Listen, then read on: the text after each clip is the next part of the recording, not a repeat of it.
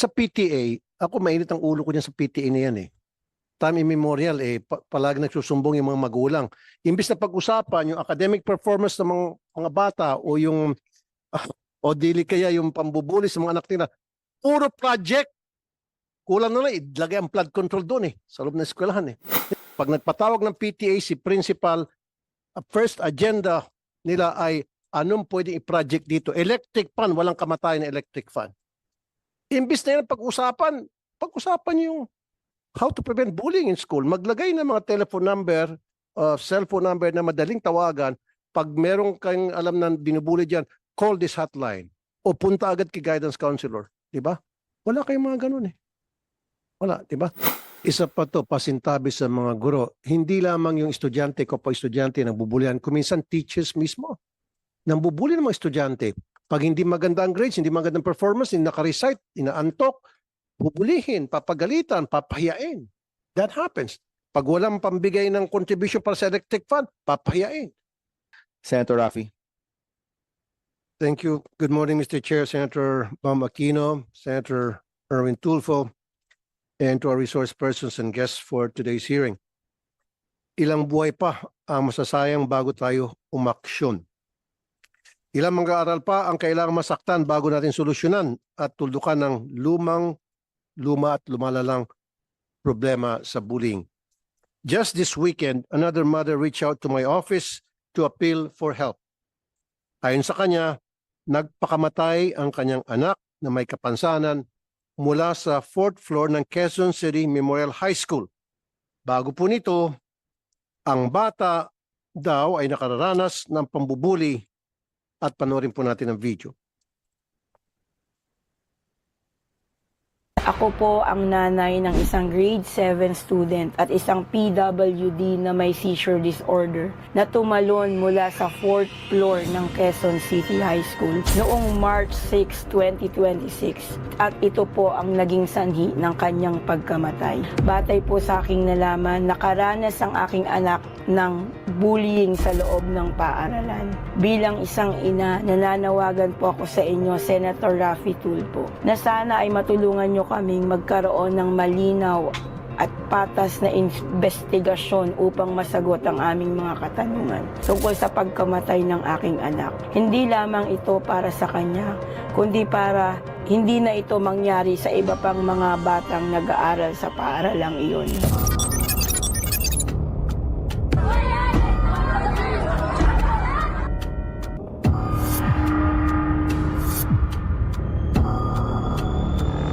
As of today, wala pang nilalabas na official statement ang Quezon City Memorial High School at tatanungin ko mamayang DepEd kung may masusing investigasyon na sa kasong ito.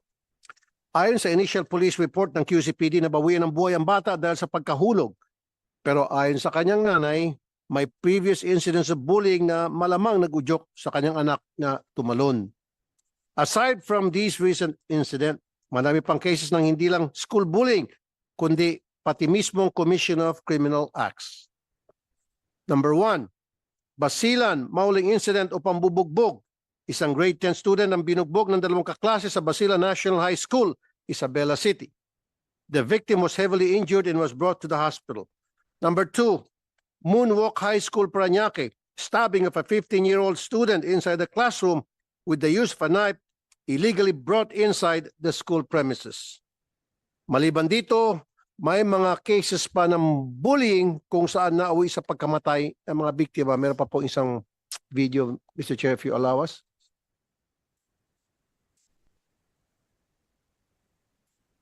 Lumalala yung bullying. In fact, marami ng insidente ng suicide sa mga estudyante.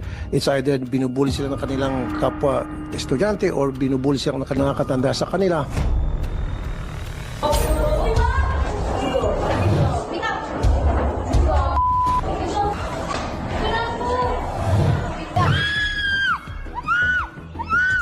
Madalas mangyari yan. Opo. Hindi nakakarating sa school. Pumunta ako sa school. Tapos, hindi ko nagustuhan yung mga sinabi nila doon. Nangyari daw po kasi yung insidente po noon bago po siya pumasok ng school. Magwawan po ng pasado po, sinalubong na daw po siya ng saksak. Sa loob po ng school po, sa Moonwalk National High School po. May inggitan daw po dahil sa makeup. Sabi po, kasi nanghiram daw po nung makeup, nagalit yung suspect. Basag po yung labi po nito po ni Jose at may black eye po sa kanang gawi po ng kanyang mata. No? At may mga ilang sugat pa po sa kanyang noo. Pare po yan sa loob ng eskwelahan. Sabi nila, recess po yun. So parang busy din po sila sa pag-ano nila, pag-snack, ganon. Kaya di daw nila yun napansin, ganon po. Sino-sino na po itong mga nambubuli sa kanya? Classmate po. Mga classmate po niya. Tapos yung So ibig sabihin marami. mga classmate, tapos yung teacher pong nagsabing hindi daw po siya makaka-moving up sa harap ng mga kaklase niya. Tapos nung malaman po niyang ninakaw po yung pera niya, tapos iniwanan po na yung bag niya sa uniform niya. Pagbalik po niya, nakalagay na sa basurahan, tapos ginagawa pong basahan kasi hindi ka na niya makakagraduate pala. Tapos nung hapon po yun na po yung nadatnan namin. Sa 7th floor po yung bike niya, sir. Wala ho bang pressure siya natatanggap? Sorry po mula sa inyo. Meron ho ba siyang nililigawan? Wala rin po. Kasi po meron naman dahilan kung bakit ang isang tao ay magpakamatay. Usually, depressed. Wala, kasi sir kami nakikita talaga bilang magulang na motibo na gagawin talaga ng anak namin. Sir, hinimatay pong anak ko, nagsuka po sir. Hindi po nila dinala po sa hospital. Sagutin po nila sir kasi 9:30 AM po nangyari. Kundi pagkatapos lang ng recess, saka daw po nagsabi estudyante na nabugbog yung anak ko. Trending sa social media ang video ng pananapak ng isang babaeng teenager sa Capo de la Guita sa isa umanong public restroom.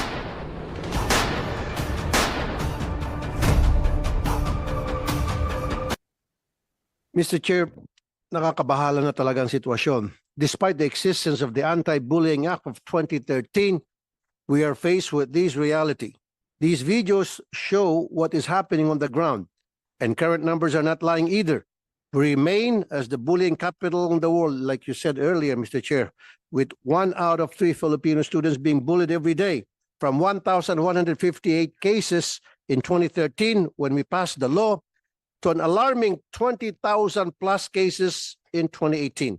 Imbes na nakatulong ang batas, tumaas pa insidente ng pambubuli. We are utterly failing. Anong ginagawa ng DepEd? Saan nagkukulang ang batas? Ayon sa EDCOM 2, kulang na kulang din tayo sa guidance counselors. We have only 4,069, samantalang merong 27 million students sa elementary at high school based on DepEd's 2025 data. Ibig sabihin, malayo tayo sa ideal rate na 1 guidance counselor to 250 students. Kailangan pa natin ng 50,000 additional guidance counselors to handle psychosocial problems of students, especially cases of bullying. In other words, it is not surprising why many cases of bullying are left unresolved or unsolved or not even investigated. Tinanong po natin ang ating mga kababayan kung ano po ang sa tingin nilang problema at maaaring solusyon. Mula sa 1,900 reactions, karamihan sa mga magulang, ito po ang suma total ng kanilang sinabi at tumutugma sa mga proposed amendments na nakapaloob po sa ating filed Senate Bill number 441. Una, sabi po ng mga magulang, nung kami po ay nanawagan sa social media account namin para tanungin sila kung anong sa palagay nila ang magandang solusyon sa problema ng bullying. Sabi nila, palakasin ang pagpapatupad na batas. Dapat lahat ng schools ay may klarong anti-bullying policy at dapat minomonitor ng DepEd. Number 2, mas mahigit na parusa sa mga schools na hindi agad umaaksyon sa mga bullying cases. Number 3, CCTV sa bawat classroom at sa mga common areas upang matakot ang mga batang gumawa ng pambubuli sa loob ng classroom at may ebidensya kahit hindi na ito reported ng biktima. This will also provide actual and credible proof of what transpired at hindi nababaliktad ang kwento para sa parehong proteksyon ng students at ng guro. Ito ang pinaka-importanteng nakapaloob sa aking panukalang batas. Number 4, mandatory trainings and seminars sa mga teachers at magulang. Dapat may masusing pag-aaral ang mga PTA kung paano mag-handle ng bullying cases, ano ang mga red flags at kailan dapat mag-intervene. Dito dapat nagpo-focus ang PTA at hindi sa mga fundraising contributions. At gawin din itong online para sa mga nanay at tatay na OFWs. Number 5, mandatory counseling at psychological support. Importante magkaroon ng sapat na guidance counselors upang magkaroon ng mandatory and regular counseling at psychological support sa mga bata. Huwag na nating hintayin magkaroon ng insidente. Magkaroon dapat ng ugnayan ng DOH para mabigyan ng roving psychologists ang mga school in the absence of guidance counselors at magkaroon ng mandatory counseling. Kagaya ng programa ng NCMH. Pero sa kasalukuyan ay voluntary lang ito. Gawin sana natin itong mandatory, Mr. Chair. Number 6, paigtingin ang Good Manners and Right Conduct or GMRC. Dapat maisali sa curriculum ang pagtuturo ng mga core values kagaya ng kindness and respect. At hindi lang nakafocus sa mga academic subjects. Minsan, dito pa nagsisimula ang unhealthy competition sa mga students at nag-uudyok ng pambubuli. I highly recommend the integration of age-appropriate anti-bullying education as part of GMRC. Number 7, added security in schools. Kung kulang ang sariling security personnel ng mga schools, mainam sana na magkaroon ng memorandum of agreement ang DepEd at DILG para may roving police officers na nag-iikot sa labas ng mga paaralan. Kasi sa ngayon po ang nangyari, Mr. Chair, mga tanod lamang. Pag mga tanod, hindi po kinakatakutan ng mga estudyante yan. Versus kapag nakita ng mga estudyante sa labas ng kanilang eskwelahan, may mga pulis na nakapost at naka-uniforme, at least kahit papaano it will serve as a strong deterrent.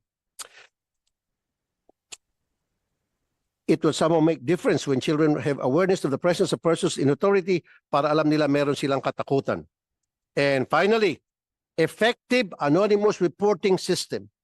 Kailangan magkaroon ng anonymous reporting system na tutugon sa reklamo ng bullying without compromising the reporter's identity and safety. Mag-coordinate dapat ang DICT at DepEd para ma-integrate ang AI technology sa pag-develop ng anonymous reporting system.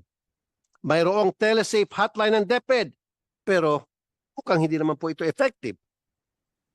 Hindi man lang madaling i-memorize ang numero. 0945-175-9777. Ang hirap i-memorize, ang haba. Gawin na lang natin ito 3 numbers lang na madaling i-dial or dial 67. Dahil yan ang mga numerong alam ng halos lahat ng bata ngayon. At dapat itong hotline nakapaskil sa bawat classroom na visible sa lahat ng mag-aaral. Mr. Chair, I will ask the DepEd further questions later, but I thank this committee, Mr. Chair, for taking up this very pressing issue on school bullying. This is not the first time we are discussing bullying. We already have an existing law.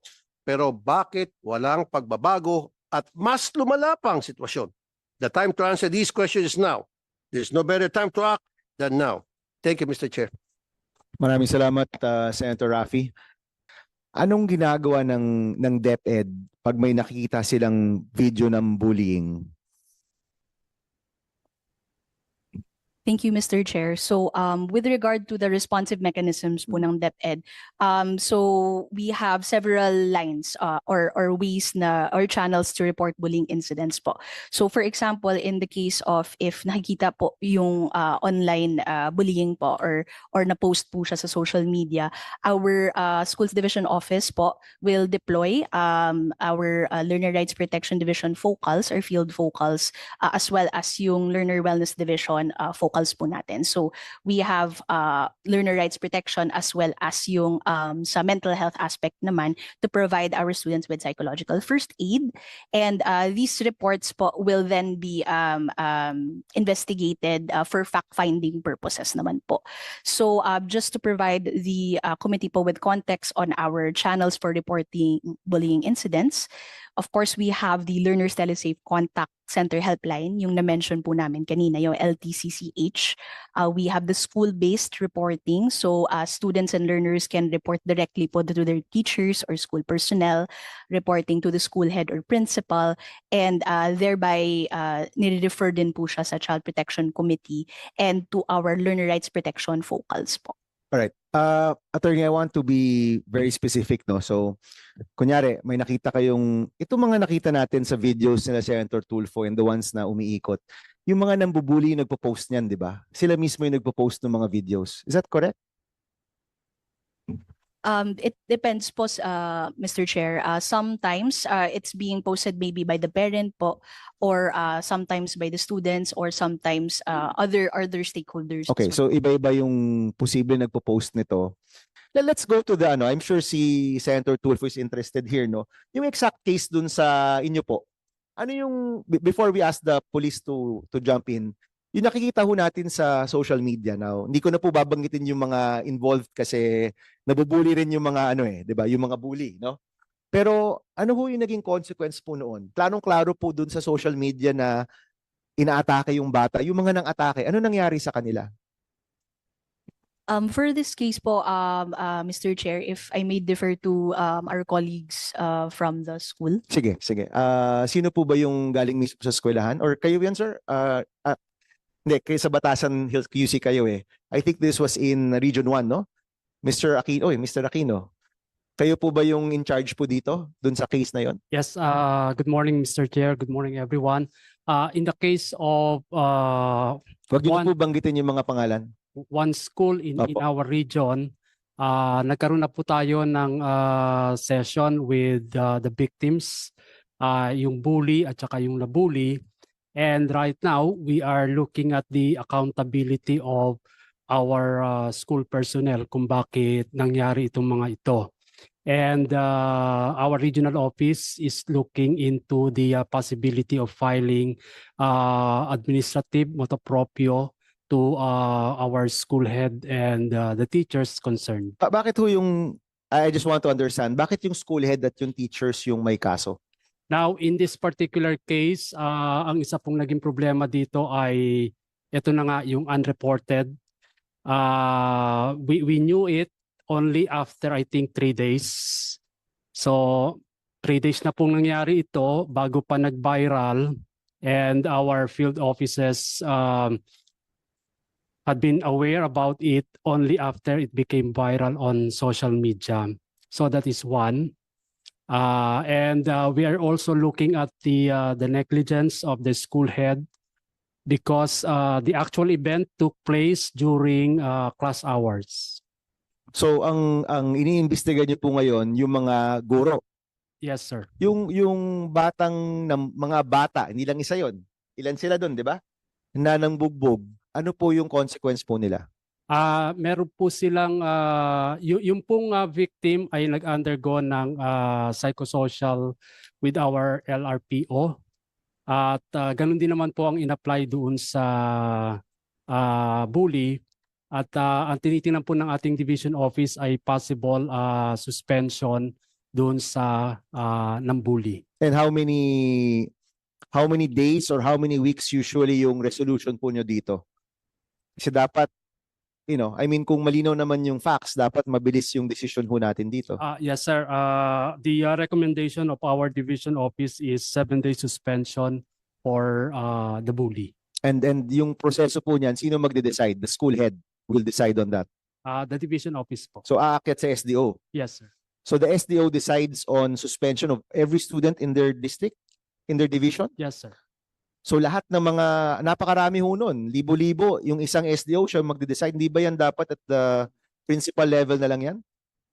I-affirm po ito ng division office natin. So it's the SDO that decides on suspension, not the principal? Ano lang naman po ito, mga isolated cases naman po ito, sir. Okay. Nangyari ho yan last week, di ba? Tama po ba? O 2 weeks ago? No, 2 weeks ago nag-viral. No, 2 weeks ago nag-viral. Usually po yung pag-decide kung merong suspension, expulsion, all of that, of course, depende yan sa severity na nakita ho natin. Within 1 month, usually may decision na yan, or nagtatagal po ito ng ilang buwan bago po binibigay yung penalty? At the school level, hindi naman po ito tatagal ng 1 month. Okay. Nangyari lang po dito kasi nga, as I said, na-discover natin 3 days after, I think to be exact, February 18. And ang expectation ho nyo, pag may insidenteng ganyan nangyari, dapat alam kaagad ng school. Kaya kayo nag-iimbestiga rin doon sa school head? Yes, sir. Sa region po, our policy is it should have been reported at least 3 hours upon discovery. Meron po bang teacher na nakakita nito?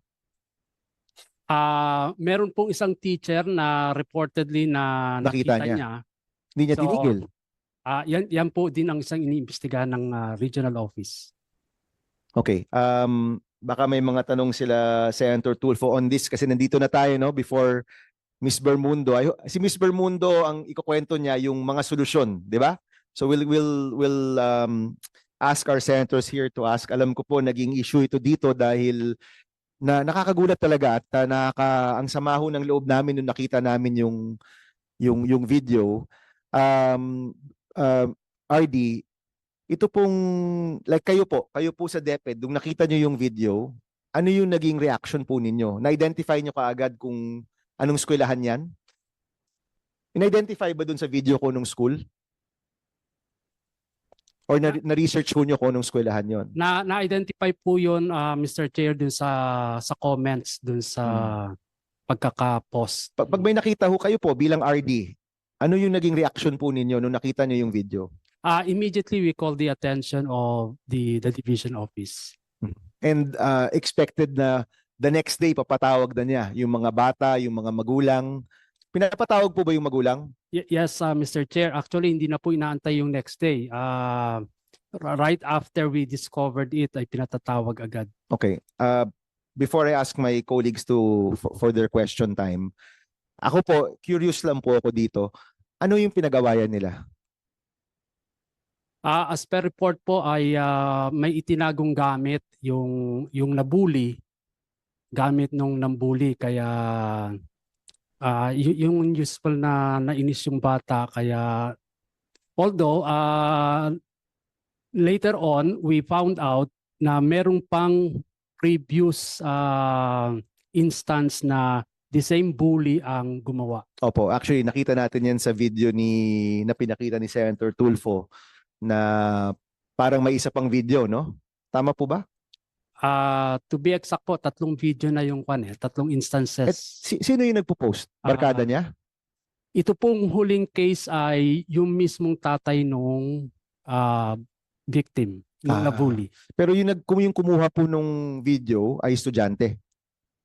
Estudyante po yung kumuha ng video. So, alam nila na may kumuha ng video na estudyante, hindi kasama sa mga nambubuli, na hanap ng magulang nung nabubuli at pinost para lang ipakita na nangyayari ito. Yes, Ganun sir. po yung nangyari. Ang kumuha po nun ay from the other section. Another section. Okay, sige. Senator Erwin. Thank you, Mr. Chair.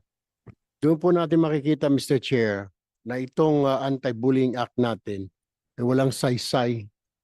At na kailangan siguro talagang reviewin ho ito, palitan. Imagine that, 3 beses pa ho pala lumabas yan, tsaka tayo kumilos. Kung hindi pa nag-viral, paano po kung yung bully mahina-hina ang loob at kinitil niya yung sariling buhay niya, kagaya ng kwento ni Senator Raffy. Paano ho yung ganon? May problema ho talaga tayo, di po ba? Lalo na ho kayo dyan sa Region 1. Kailangan pa bang ibang section ang kumuha?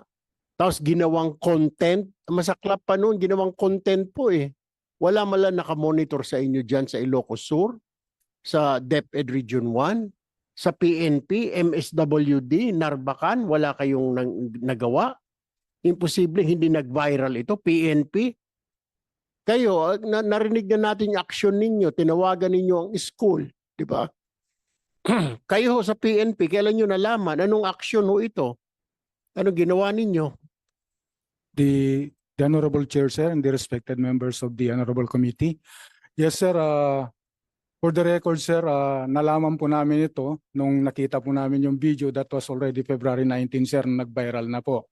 And it happened a day before February 18. Ngayon, sir, nung gabi po ng February 19, nakita po namin yung video. And then, as the Provincial Director of Ilocos Sur Police Provincial Office, I immediately called the officer in charge of Narbacan Municipal Police Station to look into this matter because it involves children. And we have established a process for section in the municipal police stations, which is the Women's and Children's Protection Desk, na sila pong magkikater sa mga insidente na ganito po. Although it is bullying, it still entails children. That is why we have to investigate and to inquire on this matter.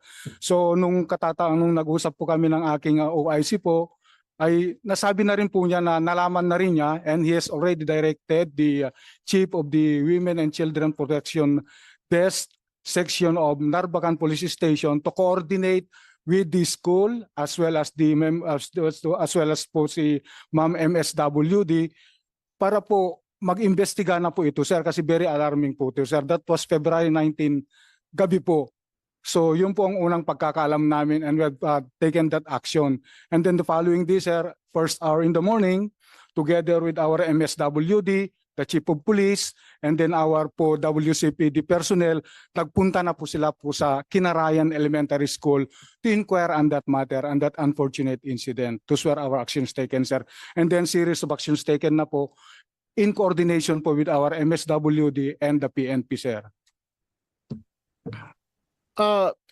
Kayo sa MSWD, ganun din nung mag-viral na tsaka kayo kumilos? Ang question ko lamang ho kasi dito, paano kung mahina-hina ho loob ng mga bata na involved, yung mga usong-uso ho ngayon, di po ba? Taking their own lives, lalo mga kabataan. Kailangan pa mag-viral? Wala kayo na monitor? Maliit na bayan lang naman ho yan. Palit naman na lugar na yan. Hindi nyo na-monitor yan? O MSWD? Good morning, Mr. Chair. Bale po, hindi po kasi yun na-report po sa amin at hindi po kasi namin nalaman yun Wala po. kayong mga social media sa MSWD? Wala na Facebook? Wala? Meron po, Mr. Chair, Meron pero din. hindi po kasi na lumabas kaagad po. So, nangyari po yun nung February 18 po. So, nung pagkapalabas po ng video po na yun nung February 19 po, yun po yung kinaumagahan po, saka po kami nag-action po kaagad. Kasi hindi po kasi ni-report ng school po sa amin yung incident Yan po. nga po yung problema. Reactionary ho tayo, Mr. Tolentino, Aquino, because nandun Pero yung prevention na sinasabi na hinahanap natin, wala.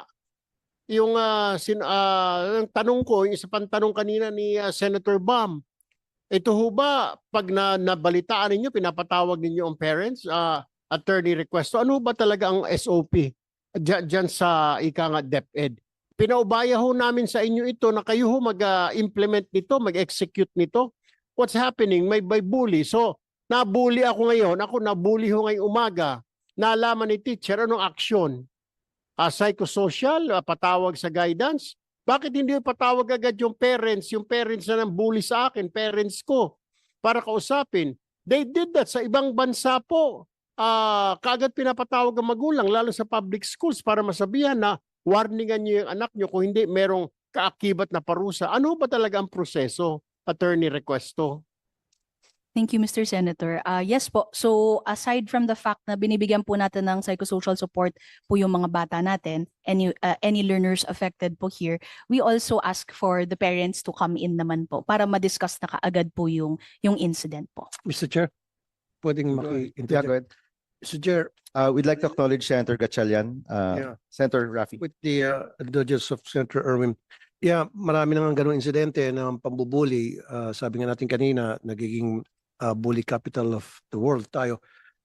Suggestion ko lang sa PNP and DILG and DepEd siguro, yung sinabi ko kanina, is it possible, doable, feasible na yung PNP tutulong at magposte ng mga uniformed policemen sa bawat eskwelahan?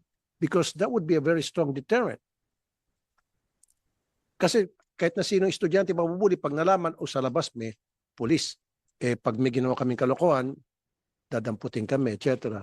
Hindi ba naisip yan ng DepEd? Is that something na pwedeng gawin siguro? Sir, Kasi sa ngayon kasi tanod di ba? Alam ko sa opening ng school, yung DILG magpapadala ng mga police. Opening lang yon. After ng opening, kinabukasan, tanod na. Ano nagagawa ni tanod? Hindi kinakatukutan ng mga estudyante ng tanod. Pero pag police, naka-uniforme, respeto yung mga estudyante one way or the other. Tama? Is that something doable? Regular na, hindi yung one time, big time. yes, sir, the Honorable Chair, sir.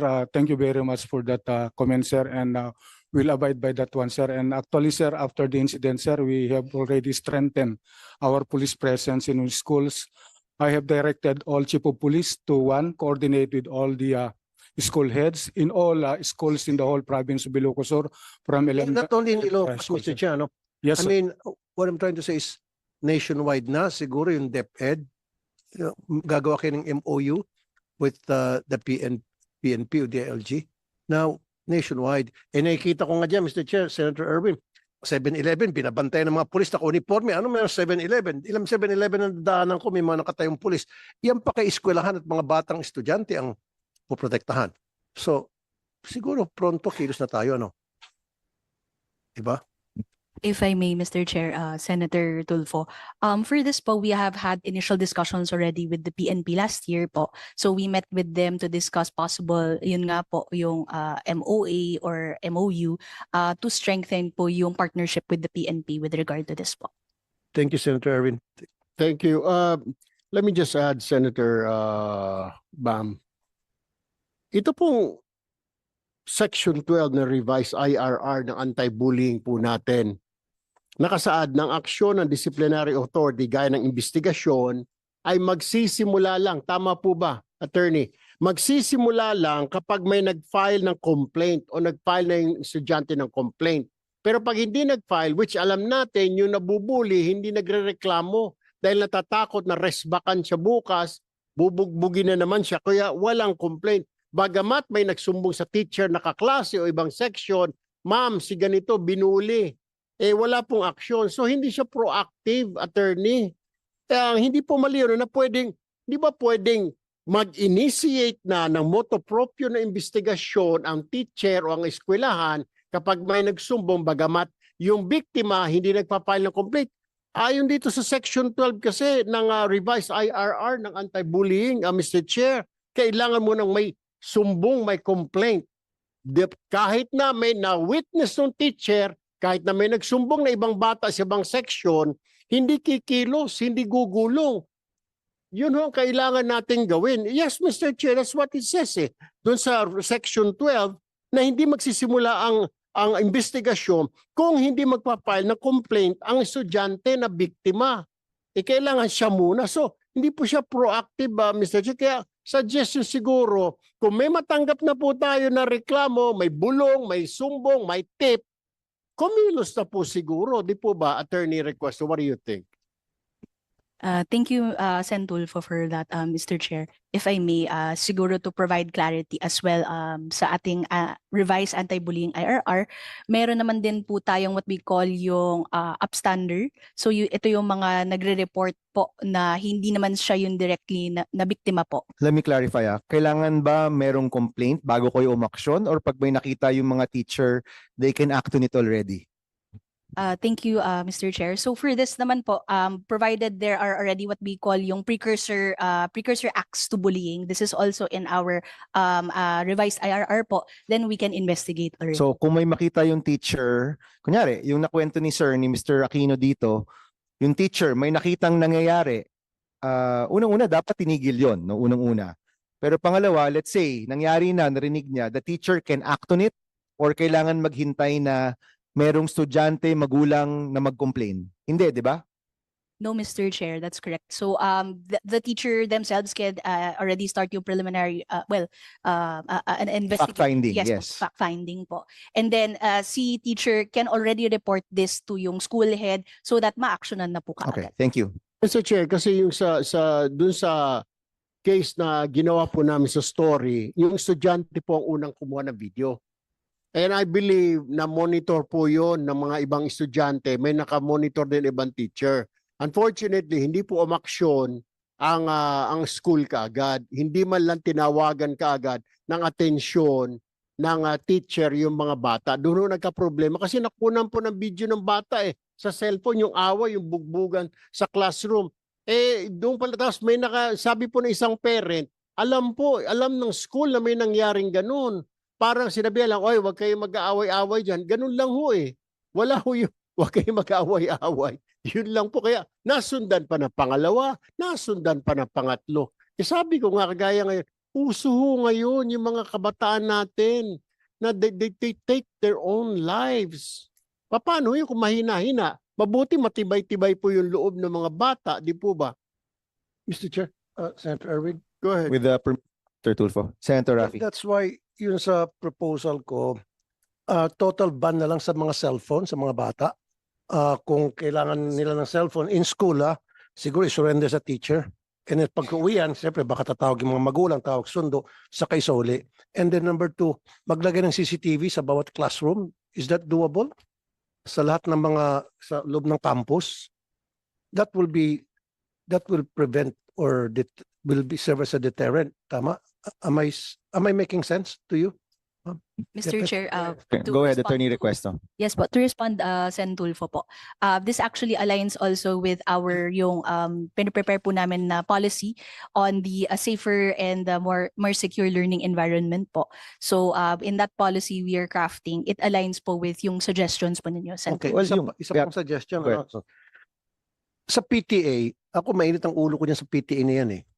Time immemorial palagi nagsusumbong yung mga magulang. Imbis na pag-usapan yung academic performance ng mga bata o yung o dili kaya yung pambubuli sa mga anak nila, puro project. Kulang na lang, ilagay ang flood control doon sa loob ng eskwelahan Hindi nga totoo, sir, Mr. Chair.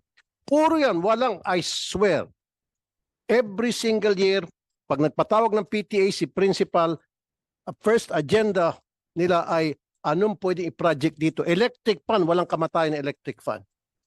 Imbis na yan pag-usapan yung how to prevent bullying in school. Maglagay ng mga telephone number, cellphone number na madaling tawagan. Pag merong kayong alam na binubuli dyan, call this hotline. O punta agad kay guidance counselor. Diba? Wala kayong mga ganun Wala, diba? Pustahan tayo sa PTA. Pumunta ka na ngayon sa PTA. Pinag-usapan project. Totoo, Mr. Chair. Every single PTA meeting, walang palya. Talagang project ang pinag-usapan. Ito ma'am, gusto kasi natin zero bullying policy, di ba? How do we go from bullying capital to zero bullying policy? So unang-una yung preventive, di ba? Mahalaga yan. Dapat alam ng mga tao na hindi dapat to ginagawa. May mga bata dun sa video, nakatingin lang habang may kaklase silang binubugbog. Dapat hindi ganun yung kultura natin. Yung kultura dapat natin, we step in kapag merong, di ba, Senator Erwin, Senator Rafi, pag may inaapi, we step in right away, di ba? Kapag may napeperwisyo. Unang-una. Pangalawa, yung penalty. Kung walang penalty kasi, tuloy-tuloy yan. Tuloy-tuloy. Now, of course, the right penalty for the right offense, no? Dapat may ganong klase yon. And dapat mabilis.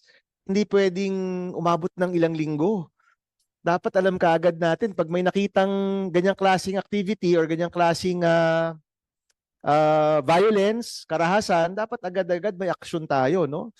So, this is what we need to see, no? And then yung parents, the parents need to be involved here. May nag-suggest online na baka daw yung magulang kailangan rin i-penalize kapag yung mga anak bully. Hindi ko alam kung pabor po kayo doon. Pero may nagsabi, dapat yung magulang kasama dito sa ipe-penalize. Hindi mo naman pwedeng isuspend o i-expel yung mga magulang. Pero, di ba? Meaning, it's a shared responsibility of everybody kapag may nakikita ho tayong ganito. Now, alam ko may mga preventive measures kayo na pag-uusapan, pero hindi ho ba parang kulang? Parang kulang pa no? Ano po ba and we will get to Ms. Bermundo later, no, yung kanilang ginagawa sa Batasan Hills. Pero at your level sa national, sapat na po ba yung bagong DepEd order? Sapat na po ba yung hotline? Is that enough or ano po bang hinahanap ninyo para ma-address natin tong problema? Mr. Chair, Yes. tama ka, Mr. Chair.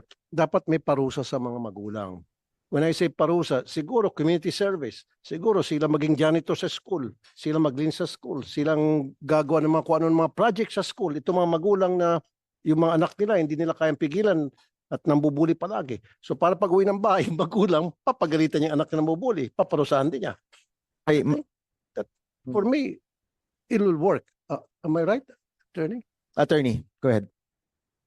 Thank you, Mr. Chair, Sen Tulfo. First, siguro po, we'll I'll respond to yung mga points po that you mentioned po.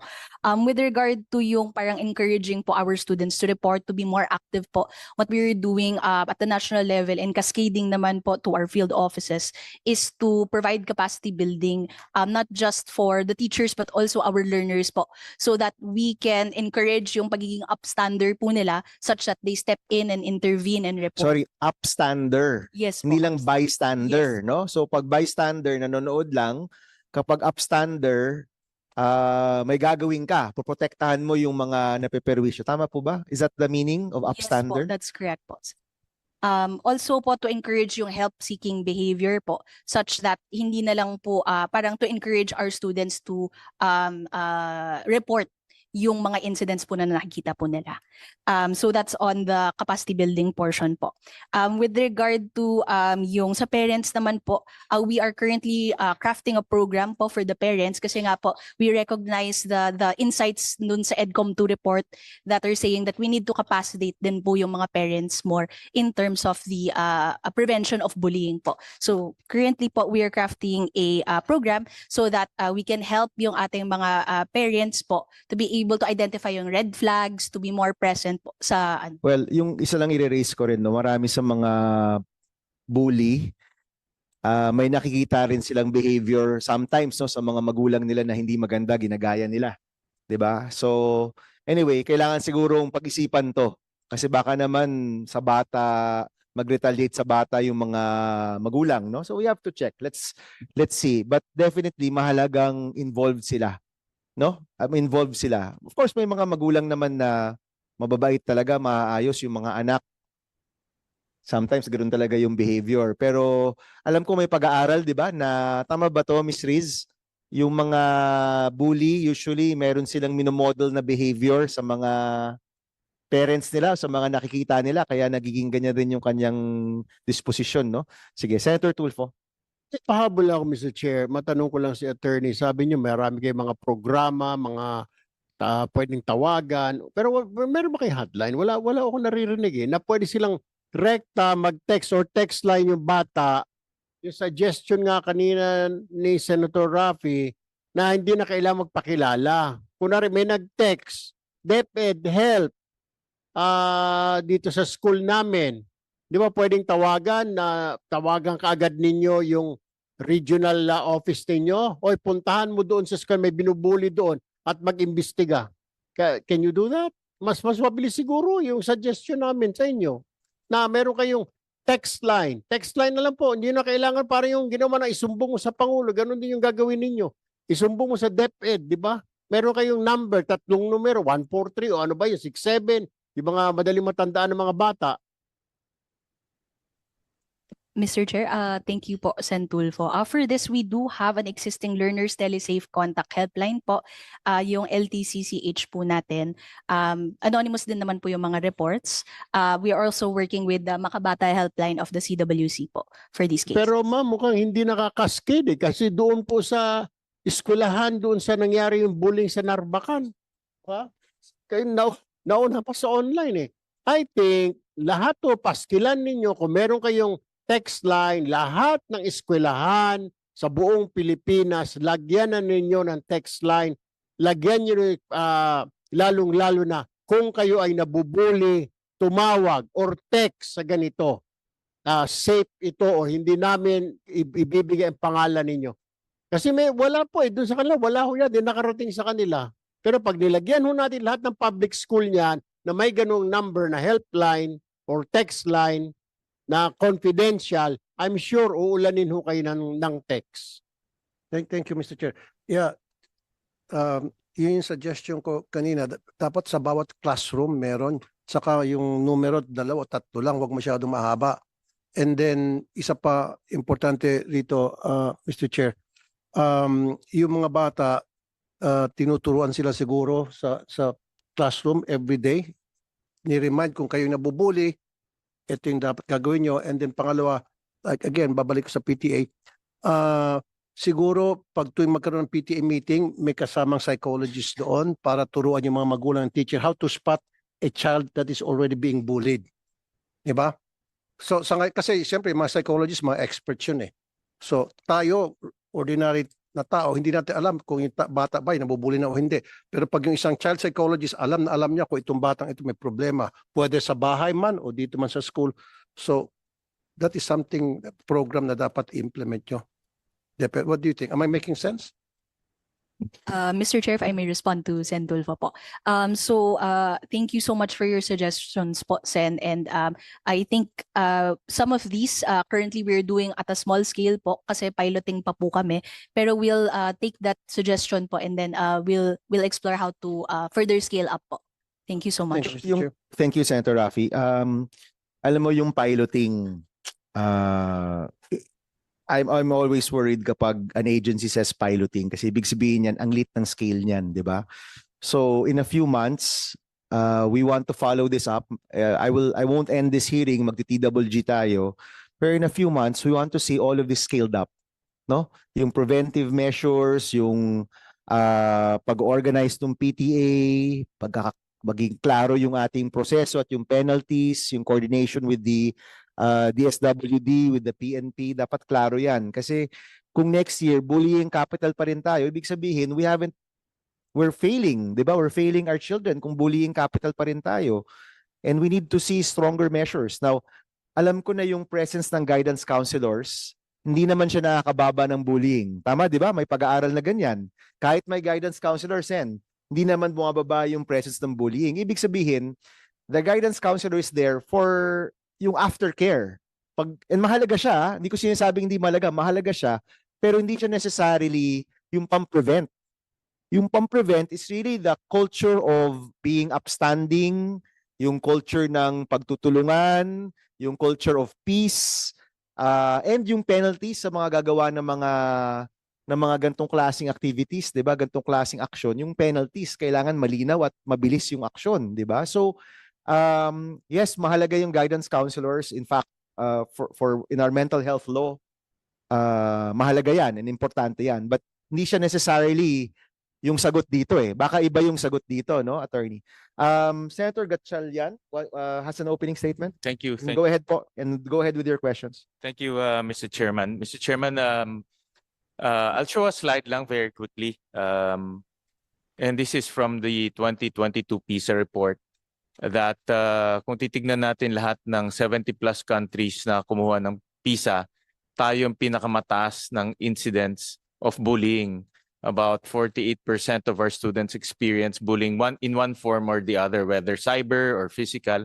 Actually, pangalawang PISA na ito, Mr. Chairman. Yung 2018, ganyan rin. No? Kaya dyan tayo nabansagan na bullying capital of the world because 2 years in a row, tayo ang merong pinakamataas na incidents of bullying in the whole world. So having said that, Mr. Chairman, when I was chairing the Basic Education Committee, nag-conduct kami ng hearing in April 8, 2025. So hindi ho ito bagong problema. In fact, matagal nang nagiging problema ito ng ating mga eskwelahan, ng ating mga magulang, higit sa lahat sa ating mga estudyante. And in that hearing we conducted on April 8, 2025, meron kaming 14 na recommendations.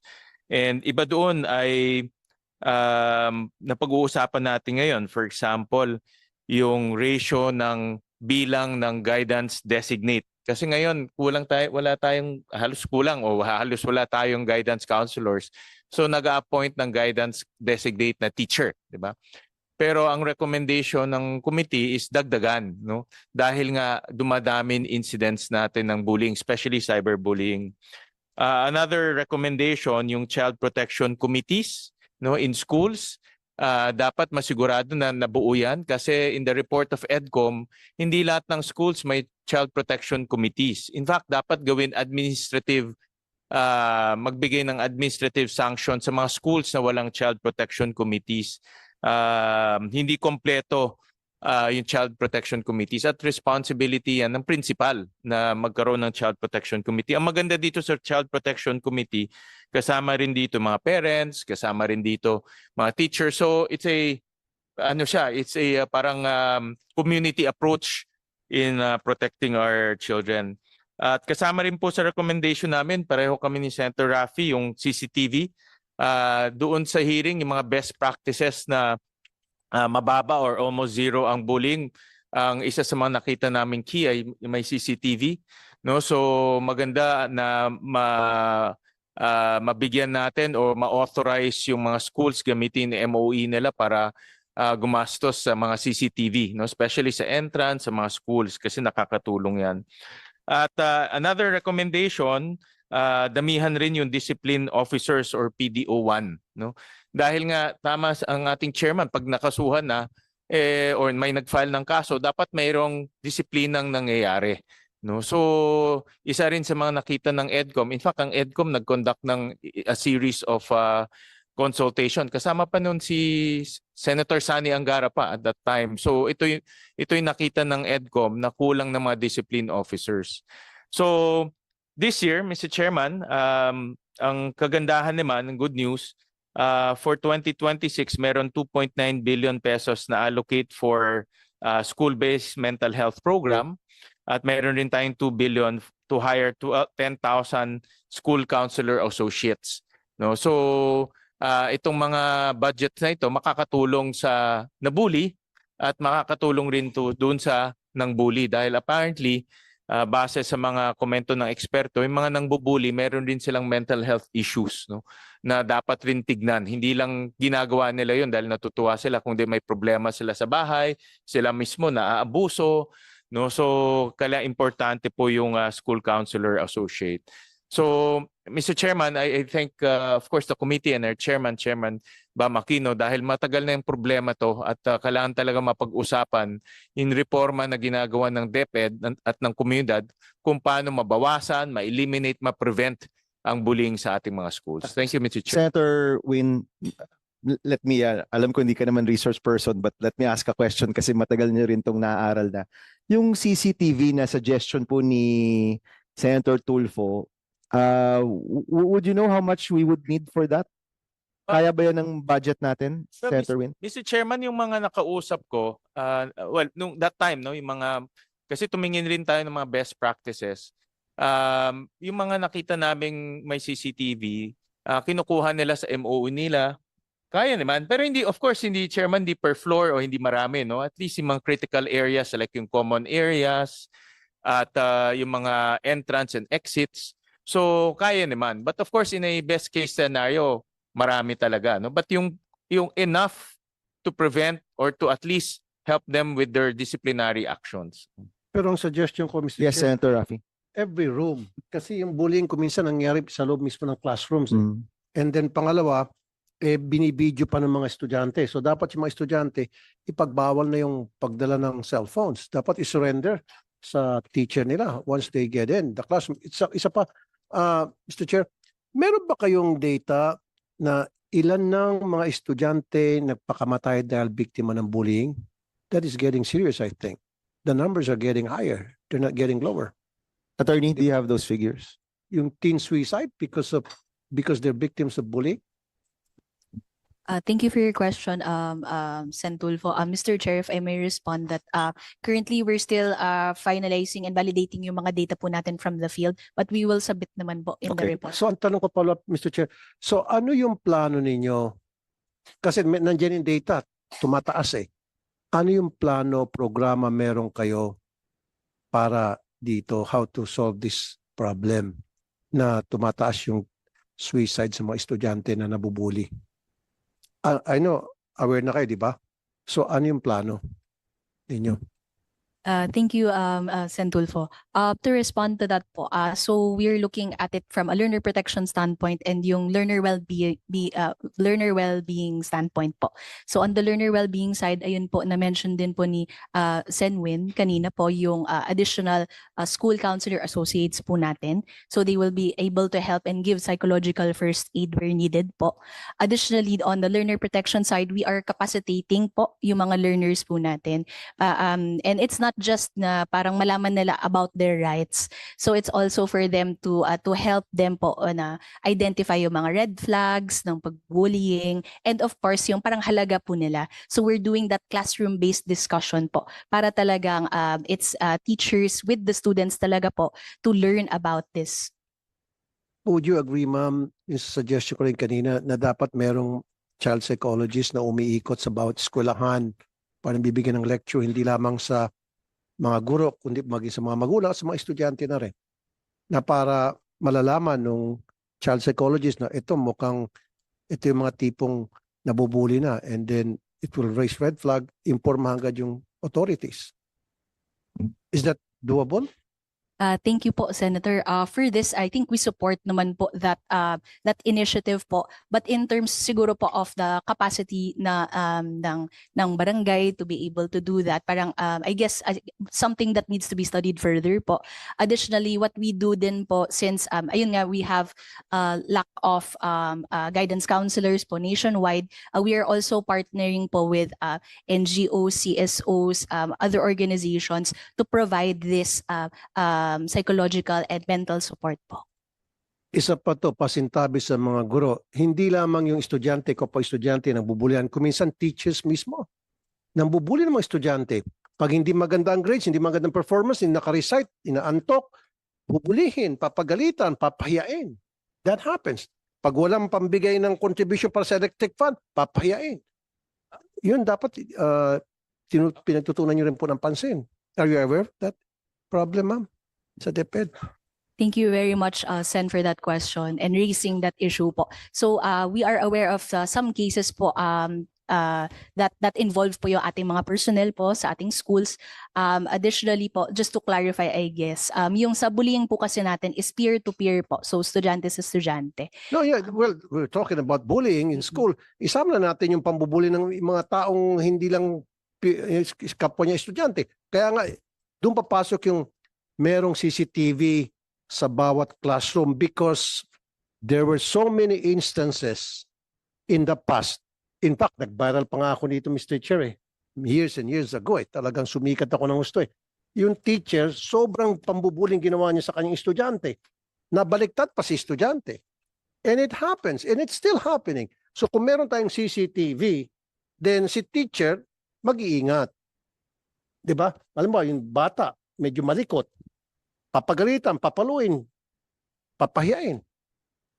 Nangyari yan, di ba? So with the CCTV camera in every classroom, that will prevent bullying not only from among the students, kundi maging sa teachers na. Pasintabi again sa mga teachers, wala na akong mabanggitin. Pero it happened many times. Meron pa nga dyan yung estudyante na bully ng isang guro.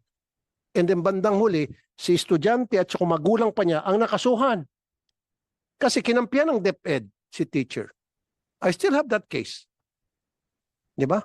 And kasi sabi niya, ang pinag-usapan lang daw natin dito dapat yung bullying ng student to student. No ma'am, bullying is bullying. Pambubuli din mga estudyante, mas matindi nga yung bullying ng teacher eh. Kasi it leads to suicide. Ilan na? 4 na estudyante, alam ko, nag-suicide dahil pinapahiya ni teacher. Pinapagalitan ni teacher.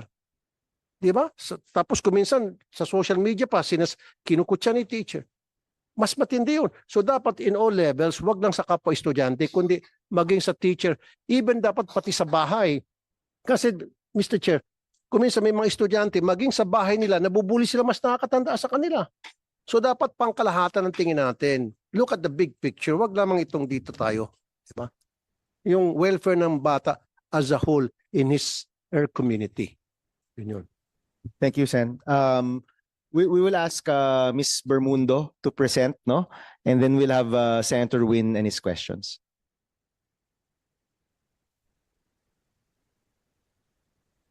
Okay, good morning po to our chairperson, Senator Bam Aquino, and to our honorable senators po, Senator Raffy and Senator Win Gatchalian po.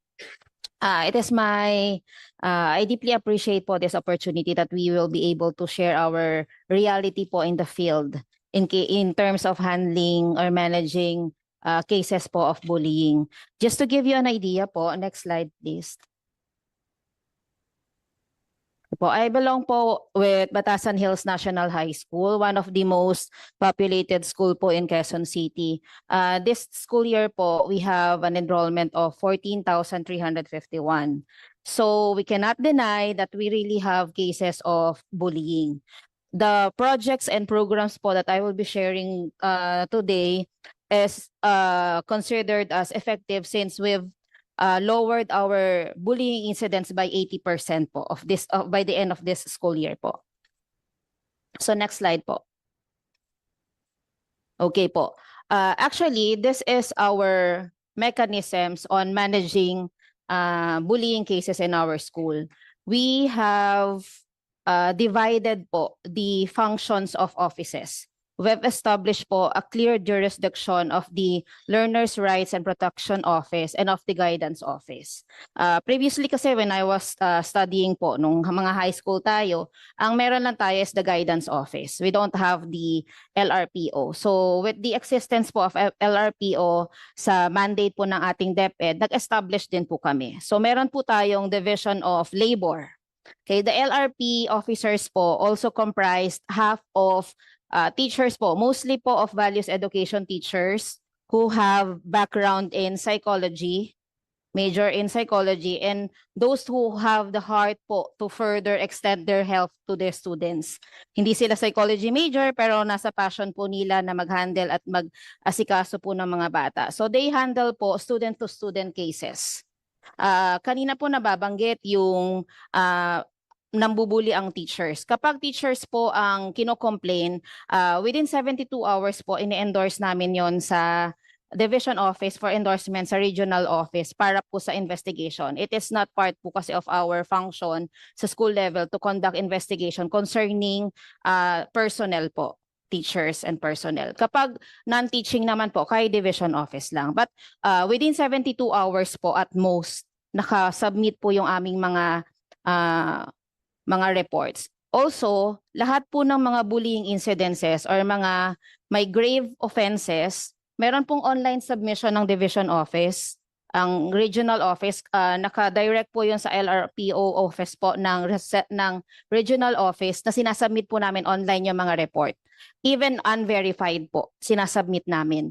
Naka-indicate lang po doon sa aming recommendations and action taken na for verification pa yung mga cases. Pero within 24 hours po, nasa-send namin sa email lahat ng mga cases namin.